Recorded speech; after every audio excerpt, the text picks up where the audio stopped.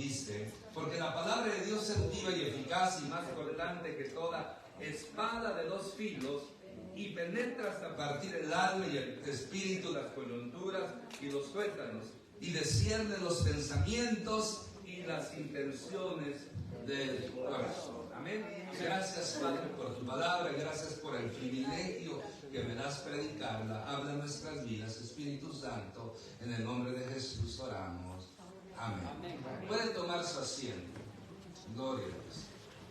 La semana pasada comenzamos este tema sobre la palabra de Dios y estuvimos mirando el primer punto que tenía que ver con la palabra de Dios.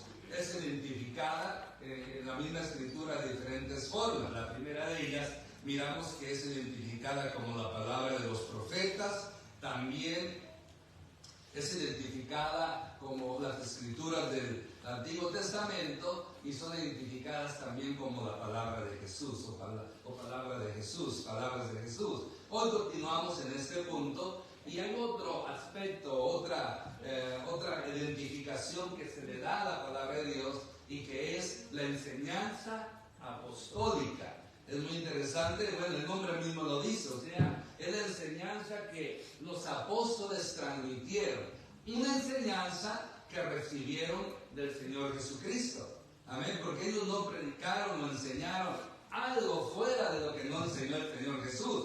Además, el Señor Jesucristo había prometido que el Espíritu Santo iba a venir sobre ellos y Él les iba a guiar lo que tenían que hablar y mayormente lo que ellos escuchaban. Nos dice este versículo para apoyar lo que estamos diciendo. Entonces los 12 convocaron a la multitud de los discípulos y dijeron: no es justo que nosotros dejemos la palabra de Dios para servir a las mesas.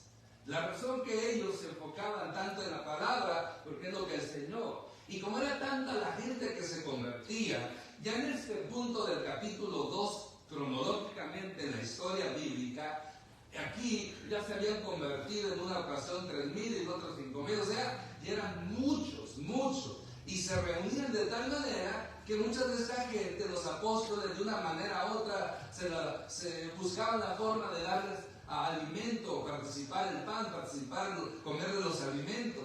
Pero la gente, pues se sienta, es como común, la gente se sienta, pues nadie había que, y los apóstoles tenían que predicar y también que darles de comer. Por lo tanto, ellos, su enfoque era la palabra de Dios. Su enfoque era enseñarles este mensaje tan poderoso que el Señor Jesús les había encomendado. Por lo tanto, por eso ellos dicen: no es justo que nosotros dejemos la palabra de Dios para servir a las mesas. Y como ustedes saben, el texto bíblico, eso los llevó a que escogieran 7 diáconos.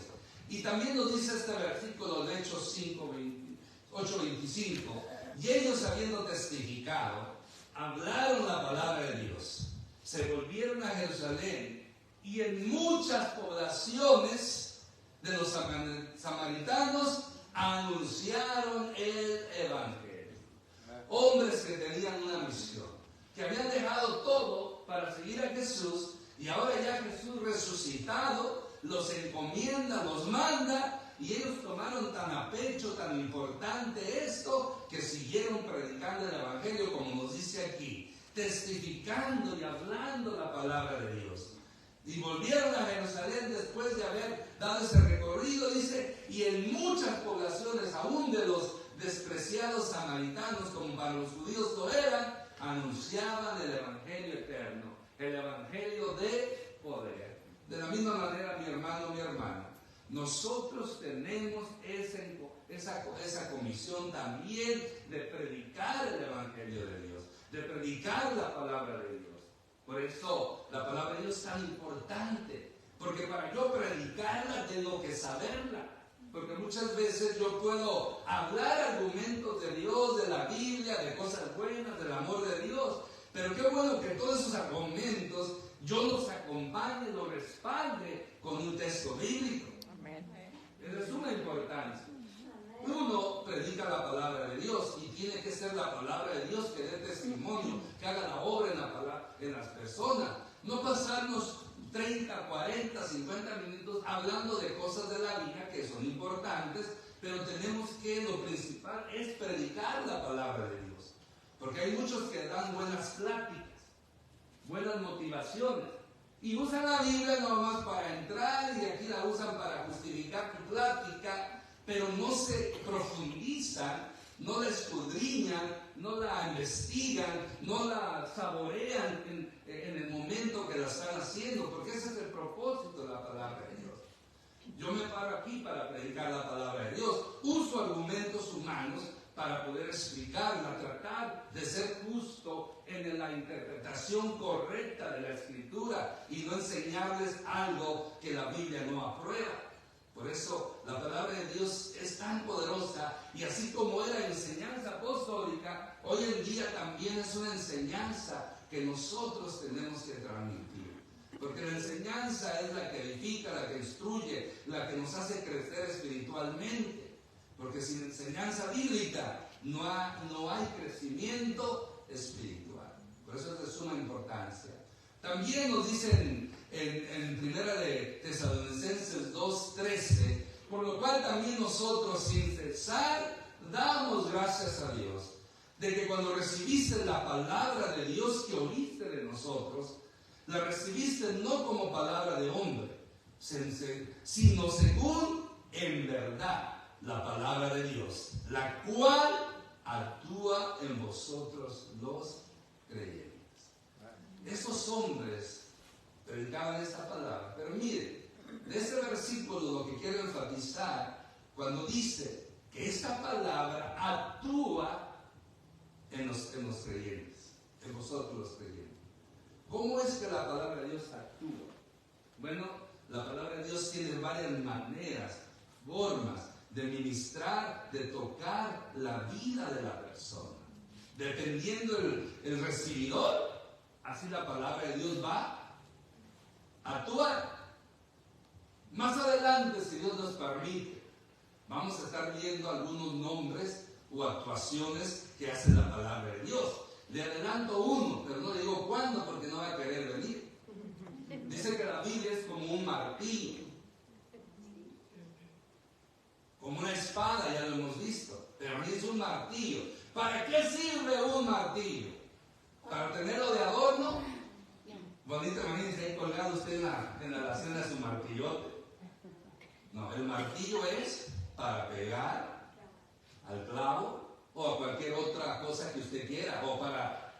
Yo a veces, una vez unas sillas ahí que ya no servían, y pues ¿qué hago? Ya ve que la basura que nomás puede llevar al mes, bueno, el Moreno vale 4 objetos al mes, y a veces una silla es un objeto. Y yo digo, pues las otras las meto, pero mando las 4 y las otras... Entonces agarré un martillo, no un chiquito, yo tengo un junior, que mi esposa se ríe y dice, ay, qué martillote. Pero es nomás para ahí en la casa. Imagínense mi fuerza y un martillote como la casa, ¿no? Porque es el chiquito para hacer menos el golpe. Tuve que agarrar el más grande porque con ese, miren qué bien funciona un martillote. Le daba dura esa madera y volaba un pedazo. Y como que me emocioné, ¿verdad? Ese es el martillo. Pues la Biblia también es como un martillo. Pero espérese, no coma ansias. Después vamos a verla como martillo. Porque ella actúa, depende de la necesidad. Amén. Depende de la situación. Sí, amén. Si usted está triste, ella le da alegría. Sí, amén. Si está enojado, le da tranquilidad. Si es que está nervioso, también le da la paz que necesita. O si va a pecar o está a punto de pecar, lo detiene también. Hay tantas cosas. Por eso se debe predicar la palabra de Dios. Porque es la palabra de Dios que actúa en la vida del creyente. Amén. Si yo hago palabras mías de hombres, no va a actuar. Porque mi palabra no tiene el poder. Pero si yo hablo la palabra de Dios, la palabra de Dios va a actuar. Porque la palabra de Dios sí tiene el poder. Amén. No es tanto el mono, sino es la palabra. Porque hay gente que puede estar mal con Dios y predicar la Biblia y la gente cree esa palabra y pueden cambiar. Ya he escuchado de un testimonio de 2 borrachos. Alguien le habló a este borrachito de Cristo. Le dijo, arrepiente de tus pecados, acepta a Cristo como Señor y Salvador y serás salvo. El borracho no le hizo caso. Pero en su borrachera se encuentra otro borracho. Y el borracho andaba, yo me imagino que quizás andaba por los suelos, ¿sí? Como dice, arrastrando la cobija, quizás lo había dejado la mujer o no sé, andaba desesperado. Entonces el otro amigo borracho al verlo así se acordó y le dijo, tú lo que necesitas es a Dios. Tienes que arrepentirte de tus pecados, aceptar a Cristo y Él te va a ayudar. Y el otro dijo, pues yo quiero hacerlo. Pues seguro que tienes que hacer es decirle, Señor Jesús, perdóname y entra en mi corazón. Y lo hizo. Y ese borracho en ese momento fue salvo. Y fue el milagro que hasta se le quitó la borrachera. Y después, ese borracho o ex borracho ya era un buen cristiano. Y el otro siguió borracho. O sea, es el Evangelio. Es la palabra de Dios que cambia. Amén. Aunque lógico, es bueno que el que predica la palabra sea una persona que esté consagrada, que esté preparada. Pero eso, ¿por qué cree que en muchos lugares hay milagros y los monos no son monos? Yo no soy mono, ¿no? Las personas no son consagradas, porque no son ellos, es la fe en el Dios vivo, que a través de la palabra, la fe se activa, porque como dice aquí, la cual actúa en los creyentes. Es esa palabra poderosa. Así terminamos el primer punto sobre la palabra de Dios identificada como estos que hemos visto. Ahora, segundo lugar, vamos a empezar lo que son los nombres de la palabra de Dios. No tengo prisa a terminarlo, no se preocupe. Hay como varios nombres, no le voy a decir cuántos porque va a empezar a contar y así ya lleva uno, le faltan 19. Primer nombre que se le atribuye a la palabra de Dios, en la misma palabra de Dios. O sea, son nombres que testifican internamente, o sea, dentro. Se le llama la ley, estatutos, preceptos, testimonios, ordenanzas, mandamientos también, juicios también. Vean lo que dice la Escritura. En Éxodo capítulo 34, 28 nos dice, y él estuvo allí con Jehová 40 días y 40 noches. No comió pan ni bebió agua, y escribió en la tabla las palabras del pacto, los 10 mandamientos. 40 días, 40 noches, sin tomar agua, sin dormir. Ahora, los 10 mandamientos, no crea que duró 40 días para escribirlos. Eran unas tablas de este tamaño, lo más probable. Pero es que no solamente le dio los 10 mandamientos, le dio otras ordenanzas. Se cree que en ese momento a Moisés Dios le dio toda la revelación desde el principio, todo lo que está, porque ¿quién escribió Génesis? ¿Quién escribió Génesis? Moisés. Pero Moisés no estuvo en ese momento. ¿Usted cree que aquí Dios le dio toda la información para que la escribiera? Por eso, y también el testimonio de los antiguos. También nos dice Deuteronomio 4:13, y él os anunció su pacto, el cual os mandó poner por obra los 10 mandamientos, y los escribió en 2 tablas de piedra. Entonces, ve aquí, su pacto, mandamientos, testimonios, ordenanzas. Cómo es tan importante que el judío, o en este caso Moisés, al pueblo les hacía ver la importancia en este caso los 10 mandamientos. Los judíos recibieron varios ordenanzas, varios mandamientos. Los mandamientos que se les llaman morales, los mandamientos cívicos, o ordenanzas cívicas, también rituales y también sanitarias, ordenanzas o mandamientos sanitarios. Los 10 mandamientos pues, son los morales que hablan, los 10 mandamientos que conocemos. Las leyes sanitarias era cuando habla de que tenían que lavar las manos, que no tenían que comer puerco, no tenían que comer camarones. Imagínense las dos cosas más sabrosas, una de la tierra y otra del mar. Porque lo más sabroso aquí en la tierra es el cerdo. Son los champipes, los puercos, los marranos, los cochinos. Los pin. ¿Verdad que hasta ahí debe de carne? No, ya voy a empezar yo con... Y en el mar los camarones. Pues esos dos, el puerco es el cerdo, es el cochino de la tierra, y el camarón es el cerdo, el cochino del mar. Porque el cerdo, su trabajo, ¿sabe cuál es? Ya voy a hablar de él. Es comerse todo el excremento para que no haya contaminación. Ese es su trabajo. Y abajo el camarón hace lo mismo. El camarón se come todo el excremento de los otros peces. Mira qué rico salen, ¿no? Esos. Ya no más. Ahora, lógico, hoy en día los puercos ya no andan en allá, se crían ya más saludables, ya no andan comiendo excrementos. Pero de todas maneras, esas eran las leyes sanitarias. Dios ordenando a las mujeres y a los hombres que cuidaran su salud. Las rituales, los ritos los ritos, las fiestas y todo eso son los rituales. Las cívicas, pues son las leyes, ¿verdad?, que hacer con el ladrón, con el que mata y todo eso. Todo eso es la palabra de Dios. Y Dios le enfatizó tanto, le dio una importancia. Mire, en el Salmos 1:2 nos dice, sino que en la ley de Jehová está su delicia, y en su ley medita de día y de noche. No voy a hablar sobre eso, lo que quiero enfatizar es lo que es los nombres, ley. Se le llama la ley. Más adelante vamos a ver la palabra de Dios como una delicia. Una delicia.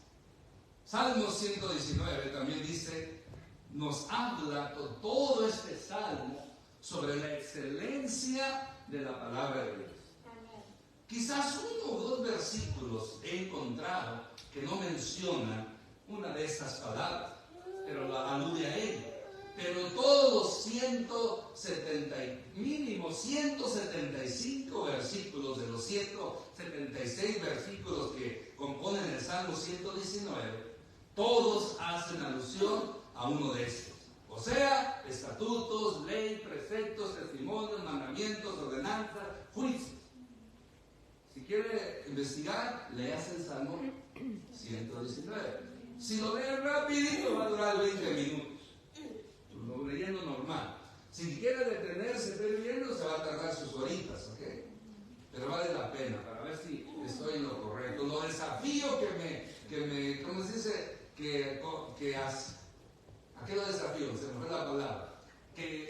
Lo desafío que usted me haga saber si estoy correcto o incorrecto en lo que digo. Lo encuentren el error. ¿Amén? ¿Cómo? Que lo encuentren un error. Sí, estoy correcto. Y qué bueno fuera que les diga, aunque me equivoqué, quizás diga, no, pastor, nomás había uno que no menciona. Está bien, pero no son muchos, pero casi todos mencionan esa palabra. Por eso se llama el Salmo 119, la excelencia de la palabra de Dios. Pero esto es para que se cumplan las palabras que está escrita en su ley. Sin causa me aborrecieron. Entonces una vez más, aquí habla el Señor Jesús mencionando que la palabra de Dios también se le nombra como ley. Ahora, después de esto, aquí viene un nombre muy especial. Palabra de salvación. Palabra de salvación. Nos gusta más que estatutos, que decretos, que juicios. Porque cuando yo oigo de juicios, cuando yo oigo de estatutos, preceptos, testimonios, ordenanzas, como que da miedo, ¿no? O como que dice uno que difícil es poder cumplir todo ello. Pero palabra de salvación como que hace descanso. Porque a mí me beneficia más poner atención a la palabra de salvación que a lo otro, pero aunque todo va relacionado. O sea, aunque no estamos bajo la ley, nosotros no necesitamos la ley para ser salvos. Pero ya después de salvos, tenemos que cumplir la ley de Dios, la ley de Cristo, para mantener nuestra salvación. Muchos dicen que los 10 mandamientos son difíciles. ¿Sabía que la ley de Cristo es más difícil que los 10 mandamientos? Por ejemplo, para que usted fuera considerado como asesino, ¿qué tenía que hacer? ¿O qué tiene que hacer? Matar. pero físicamente, o sea, agarrar un cuchillo, como que un martillo, una pistola, un martillo, una sierra, ay. El martillote que tienes en la casa. Sí, para poder hacer, y que lo encuentren para que lo declarara asesino. Pero si mata y sabe hacer bien el crimen y se va y se desaparece, no lo van a juzgar. Así decían los 10 mandamientos.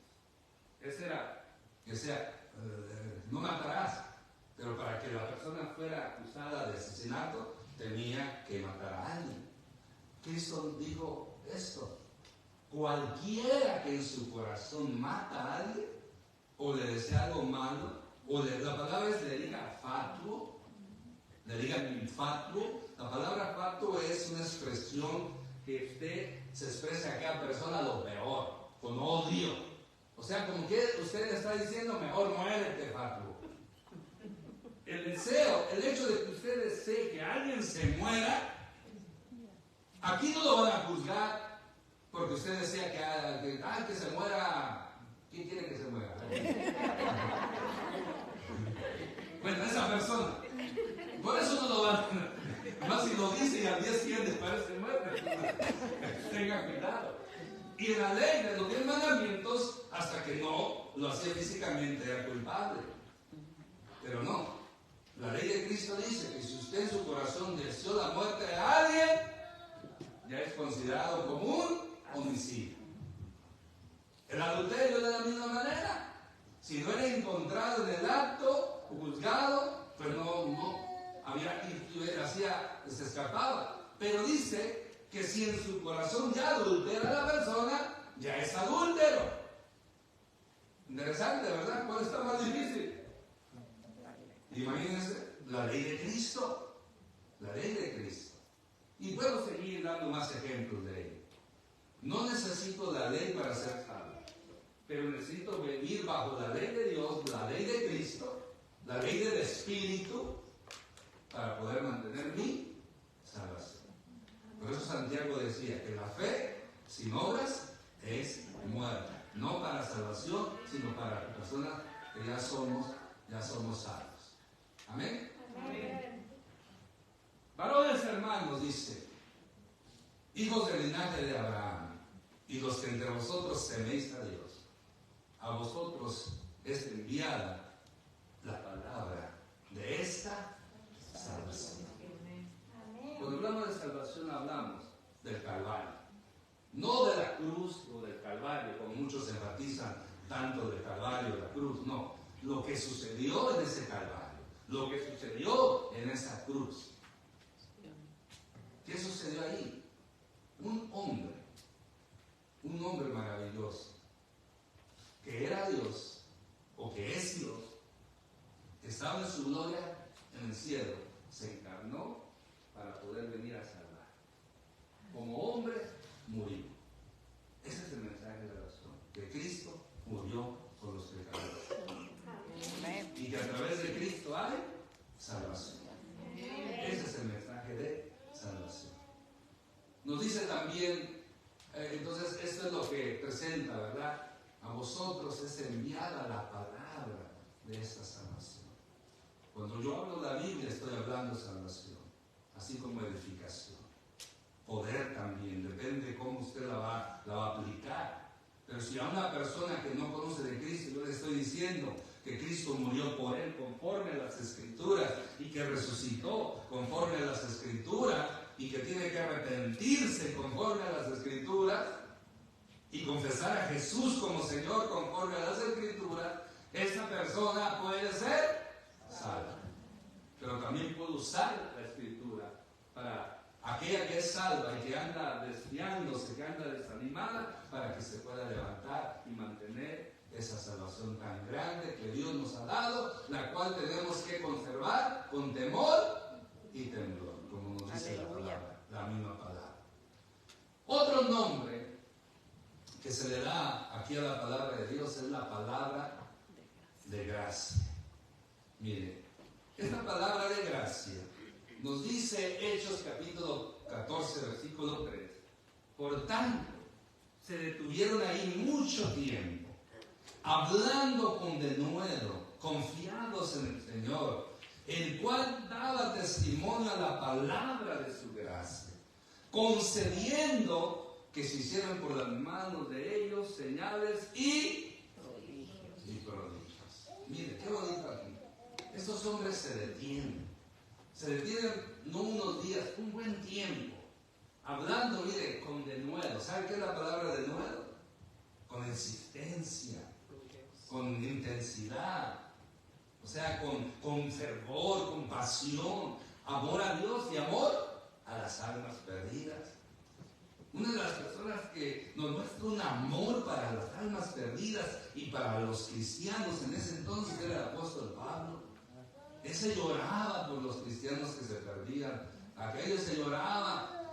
Él decía, él dice, yo estoy dispuesto a irme en cualquier momento, dice el apóstol, porque estar con Cristo es mucho mejor que estar aquí en la tierra, pero quiero quedarme más tiempo por amor a ustedes, porque quiero que se afirmen, quiero que almas sean salvas. Esa era la pasión, ese era el denuedo, era la entrega que tenía el apóstol Pablo. Y estos hombres, con denuedo también significa con habilidad, y mayormente con la unción del Espíritu Santo, porque es la mejor manera que puede uno hablar con denuedo. Mire, confiados en el Señor. Su confianza estaba en Cristo. No estaba confiando en qué iban a comer, dónde iban a dar, si le iban a dar ofrenda, o etcétera, etcétera. Porque cuando Dios te llama, Dios te quiere usar para que prediques su palabra, Él te va a encargar de darte lo necesario. Cuando la obra es de Dios, Dios suple a esa obra. Amén. Amén.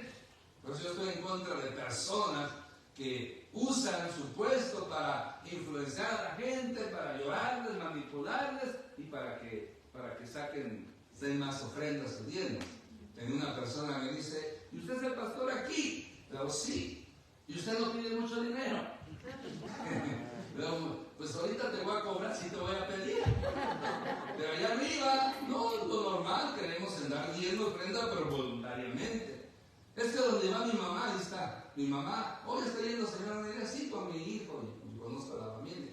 Ya el hijo me ha dicho que están yendo a una iglesia cristiana. Ahí yo fui y ya no quise volver a ir. Porque llegaron y me dieron un sobre que tenía que dar dinero. Y como no dice, me quedaban viendo mal, porque no lo di. Y luego el pastor habla y habla que necesitan dar, porque hay que pagar la renta, que hay que pagar el salario, que hay que pagar esto. Y pum, o sea, se da un pequeño sermoncito primero para sacarle a la gente el dinero. Y luego me dice que se fue de vacaciones y le dije, ma, ¿ves todo lo que tú das? Ya se van a ¿qué cosa, no? Y digo, mira, un momento. Digo, no estoy a favor de que pidan y pida la gente. Es lo correcto que dar diezmo ofrenda voluntariamente. Pero los pastores, aunque yo sea, son dignos de un salario. Y más si la iglesia puede dárselo. Amén. Más que ahí la gente, de verdad, pues gente coda que pues, cualquier pretexto. Y le dije a alguien, si piden mucho, dice la mamá. Tienen que pagar renta y todo, ¿verdad? Pero nosotros, gracias a Dios, no hemos tenido ese problema, porque es un problema, porque gracias a Dios, cuando yo llegué aquí ya estaba pagado. Gracias a Dios, a la congregación antes de mí, ¿desde en qué año, hermana Carmen? Fue cuando se pagó todo esto. ¿En 68? Bueno, ustedes la compraron en el 68. Para el 72 ya estaba pagada. Imagínense. $15,000, ¿verdad? Imagínense. ¿Es templo o todo? Todo. $15,000 costó en el 68. 15,000. Y en 4 años, pero que les platique la hermana todo lo que tuvieron que hacer, venta de tamales y ahí, y eso. Y no era un grupo grande, ¿verdad? En ese tiempo los americanos no sabían que eran tamales. Íbamos, hacíamos en la noche y en la mañana nos íbamos a vender. Me decía americano, ¿cómo los crían? Digo, no es. Sí, un tamal se vende con otro.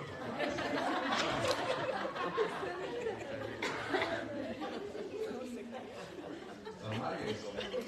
Y no era mucha gente, ¿verdad, hermano? Como unos 9. ¿Cuánto? 9. Por eso es una bendición que llegamos, porque me estuvieron pagando una renta, quizás yo también, hermano. No, yo he querido siempre eso. en casi 24 años que Dios me ha dado el primer pastoral. Cuando la obra es de Dios, Dios sube. Sí, amén. Hoy llega gente, Amén. mañana se va, pero sigue mandando gente y la obra de Dios sigue adelante Sí, amén. porque la bendición de Dios está ahí. Sí, amén. Así dice la palabra de Dios. Hay que no irse a los extremos, ¿ok? Ni mucho pedir, pero tampoco no enseñarle a la gente la importancia de dar. Aquí sí se permite un término medio. En fin, por eso, esto existía así en la palabra de gracia. Vámonos al punto. Hablaban con el Señor la palabra de gracia. ¿Qué es la palabra de gracia? La palabra gracia es una palabra que viene de otra palabra griega que significa don, que significa regalo. ¿Y qué es lo que Dios nos ha regalado? La salvación. Por gracia somos salvos. O sea, gracia también significa el favor que Dios tiene hacia nosotros, inmerecido. Porque nadie merecía la salvación. Pero a nosotros Dios aplicó su gracia en nosotros. Dios aplicó su gracia, o sea, Dios nos amó de tal manera que aplicó esa gracia, ese favor inmerecido en nosotros. Amén. Amén. Amén. Y mire, concediéndoles que hicieran con las manos de ellos, ¿qué hacían estos hombres? Señales y prodigios. Es que eran hombres consagrados a esta tarea. Y ahora, hermanos, lo dice este texto en Hechos 20:32. Os encomiendo a Dios y a la palabra de su gracia, que tiene poder para sobreedificaros y daros herencia con todos los santos. Terminamos con esta y vamos a parar por hoy. Ahora, hermanos, dice aquí el apóstol, os encomiendo a Dios, os encargo a Dios, los entrego a Dios. ¿Cómo nos entrega? ¿Para qué? Como dice el texto, y a la palabra de su gracia. Ya recibiste esa palabra de gracia y como dice la Escritura, lo que recibiste de gracia, darlo también por gracia. Esa palabra de gracia nos sobreedifica, nos trae edificación. Ahora entiende por qué nuestra visión, salvación y edificación, porque es la palabra de Dios que nos edifica.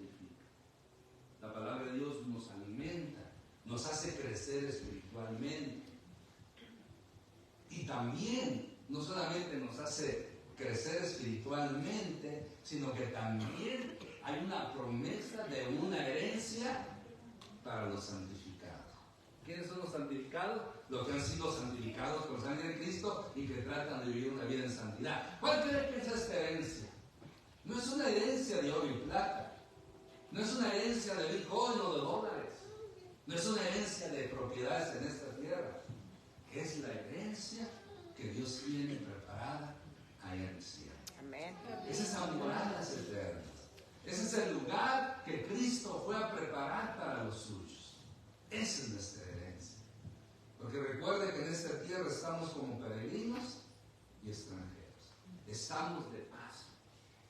Aquí no vamos a vivir más de 100 años. Aunque queramos vivir más. No es como aquel entonces. Hay gente. ¿Leía hoy o fue ayer? Creo que fue ayer. O fue ayer, no sé. Lo importante es que ayer hoy. Sobre esta viuda, cuando llega, esta mujer dice que se la pasaba en el templo día y noche. Bueno, no, o sea, diariamente iba al templo a orar y a ayunar. Esta mujer dice que estaba viuda hacía 7 años. O sea, nomás vivió 7 años con el esposo y murió a los 7 años de casada y tenía viuda 84 años. Entonces, multiplique 84 y 7, 91. ¿A los cuántos se casó? Mínimo a los 15. Si fue a los 15, ¿cuánto tendría? 106. 106 años. Y todavía quién sabe cuánto más Dios le dio. Porque era una mujer que buscaba a Dios. Una mujer que era edificada por la palabra de Dios. En fin,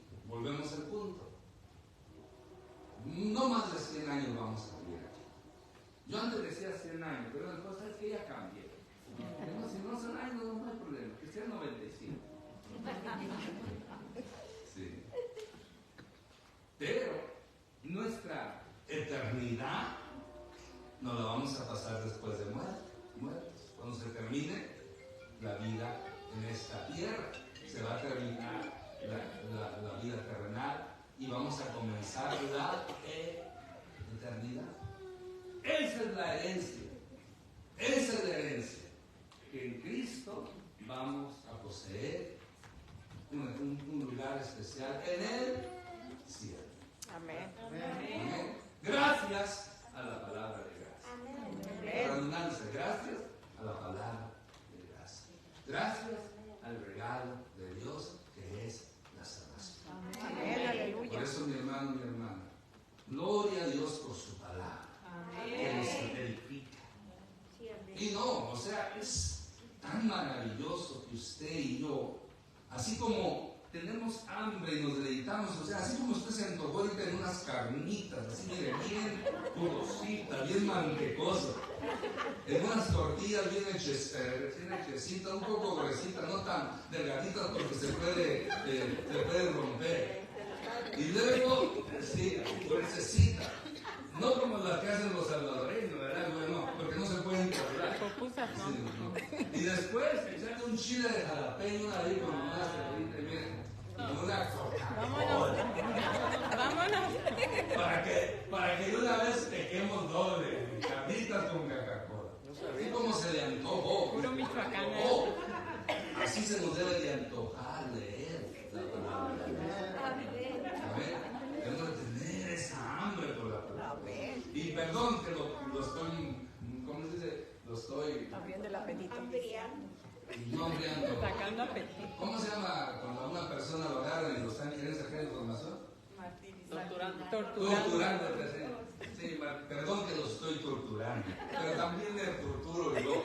Vamos en el mismo sentido. Tengamos por la palabra de Dios esa hambre y esa sed de leerla, de estudiarla, de memorizarla, de vivirla y de predicarla. Póngase de pie. Gloria a Dios. Aleluya. Gracias, Padre, por tu palabra que es bendita, preciosa. Gracias porque tu palabra es fiel y verdadera. Gracias por esta palabra de salvación, que es a través de ella que encontramos salvación. Gracias por esta palabra de gracia que nos ha otorgado tu Señor, que nos has otorgado tú para que podamos ser salvos. Y así de esa manera recibir ese regalo inmerecido que es la salvación. Perdónanos, Señor, si a veces no damos la importancia a tu palabra como debiera. Tu palabra sigue siendo tu palabra, no necesita de nadie para seguir siendo poderosa, maravillosa. El que la necesita y se afecta soy yo cuando no la leo. Provoque en nosotros cada día esa hambre, esa sed por tu palabra. En el nombre de Cristo Jesús oramos. Y conforme a tu palabra, Señor, muévete en cada vida y en cada corazón. Como hoy en la alabanza mi esposa mencionaba de que el Espíritu Santo se mueva en la necesidad de la persona. De la misma manera, Señor, yo te pido que tu palabra, como dice el texto que leímos de esta palabra, que actúe en los creyentes. Que tu palabra actúe en mi vida, en la vida de mi esposa, de mi familia, mis hijos, en la vida de mi hermano, de mi hermana, de sus familias, de sus hijos, de todos sus seres queridos. Que tu palabra, Aleluya, Señor, actúe de una manera poderosa. En el nombre de Jesús. En el nombre de Jesús te damos, Padre Celestial. Porque tú eres grande y maravilloso. En el nombre de Jesús. Lo invito a aquellos que quieran pasar un momento al altar. Y vamos a alabar y vamos a adorar al Señor. Amén. Gloria a Dios. Démosle gracias a Dios por su palabra. Su palabra que es maravillosa, grandiosa, única y verdadera. Aleluya. Te adoramos, Dios. Te adoramos, Señor, porque tú eres bueno. Porque para siempre es tu misericordia. Te adoramos, Dios, porque nada es imposible para ti. Gracias, Señor, porque te tenemos aquí. Somos privilegiados, somos bendecidos de tenerte a ti, de tener tu palabra con nosotros. En el nombre de Jesús.